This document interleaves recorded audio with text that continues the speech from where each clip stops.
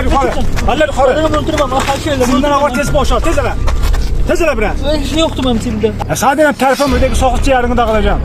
Tez elə pulları boşalt. Qardaş vallahi şurada pulum yoxdur. 2 cəman pul var da uşağa dərman alırım. Tez elə, maddə əxli yoxdur. Çıxar da tez elə. Hadi. Bırak, davaya burada. Tez elə, uçdun ha.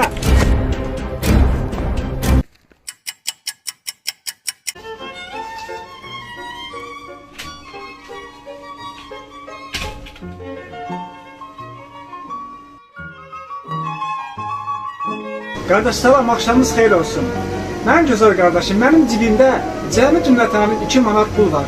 Zəhmət olmasa mənə oradan halal saska çəkərdiniz. Yaxşı qardaş, halal dediniz eləmi? Bəli, ancaq halal saska olsun.